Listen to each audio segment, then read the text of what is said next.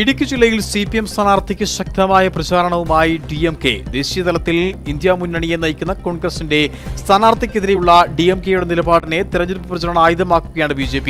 അതേസമയം DMKയുടെ നിലപാട് ജില്ലയിൽ വോട്ടിംഗിനെ സ്വാധീനിക്കില്ലെന്നാണ് കോൺഗ്രസിന്റെ നിലപാട്. ഇടുക്കി പാർലമെന്റ് മണ്ഡലത്തിൽ തമിഴ് മേഖലകളിൽ നിർണായക സ്വാധീനമുള്ള DMK LDF സ്ഥാനാർത്ഥി ജോയ്സ് ജോർജിനായി പ്രചാരണത്തിന് ഇറങ്ങുകയാണ്. നൂറുകണക്കിന് ഫ്ലെക്സ് ബോർഡുകളും പോസ്റ്ററുകളും DMK ജോയ്സ് ജോർജിനായി മണ്ഡലത്തിൽ സ്ഥാപിച്ചു. പിന്തുണ തേടി കോൺഗ്രസ് നേതാക്കളാരും സമീപിക്കാത്തതുകൊണ്ടാണ് LDFിനൊപ്പം നിൽക്കാൻ തീരുമാനമെടുത്തതെന്ന് DMK ഇടുക്കി ജില്ലാ സെക്രട്ടറി വ്യക്തമാക്കി.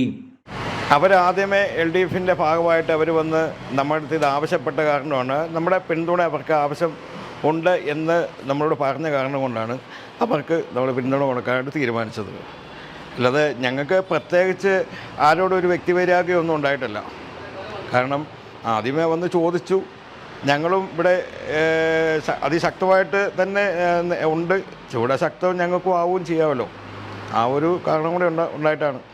മണ്ഡലത്തിൽ 2 ലക്ഷത്തോളം വോട്ടുകളുണ്ടെന്ന DMKയുടെ അവകാശവാദം ശരിയാണെങ്കിൽ UDF സ്ഥാനാർത്ഥിയുടെ വിജയസാധ്യതയിൽ അത് ബാധിക്കാം.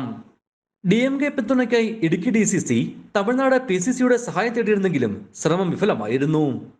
അതേസമയം ഇന്ത്യ മുന്നണിയിലെ ഐക്യമില്ലായ്മയായി വിഷയം ഉയർത്തിക്കാട്ടുകയാണ് BJP.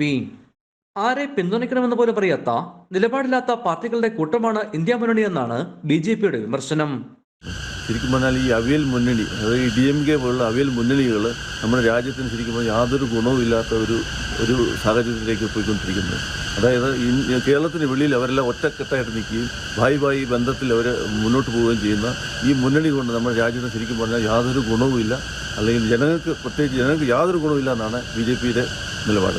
LDFിനായിട്ടുള്ള DMKയുടെ പിന്തുണ വോട്ടിങ്ങിനെ സ്വാധീനിക്കില്ലെന്നാണ് കോൺഗ്രസിന്റെ കണക്കുകൂട്ടൽ. രാഹുൽ ഗാന്ധി ഈ രാജ്യത്തിൻ്റെ പ്രധാനമന്ത്രിയാകണം എന്ന ഉദ്ദേശത്തോടുകൂടി ഇന്ത്യ മുന്നണിയെ നയിക്കുന്ന നേതാക്കന്മാരിൽ ഏറ്റവും പ്രധാനിയാണ് തമിഴ്നാട് മുഖ്യമന്ത്രിയും DMK നേതാവുമായ ശ്രീ MK സ്റ്റാലിൻ. അദ്ദേഹം വയനാട് ഉൾപ്പെടെയുള്ള എല്ലാ മണ്ഡലങ്ങളിലും UDFിനാണ് പിന്തുണയ്ക്കുന്നത്.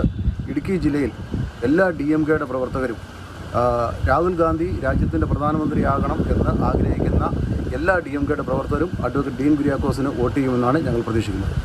തെരഞ്ഞെടുപ്പിന് ദിവസങ്ങൾ മാത്രം ബാക്കി നിൽക്കെ ഇടുക്കിയിലെ രാഷ്ട്രീയ അടിയൊഴുക്കുകൾ ഏതു മുന്നണിക്ക് അനുകൂലമാകുമെന്ന് പ്രവചിക്കുക അസാധ്യമായിരിക്കുകയാണ്. തെരഞ്ഞെടുപ്പിൽ ഓരോ വോട്ടും പ്രാധാന്യമേറിയതാണ്. ഈ വോട്ടുകളെല്ലാം സമാഹരിക്കാനാണ് ഓരോ മുന്നണികളും ശ്രമിക്കുന്നത്. കണക്കുകൾക്കപ്പുറം മണ്ഡലം ആർക്കെന്നതാണ് ഇനി കണ്ടറിയേണ്ടത്. ജെറിൻ പടിഞ്ഞാറക്കര, ഇടുക്കി വിഷൻ, കുമളി.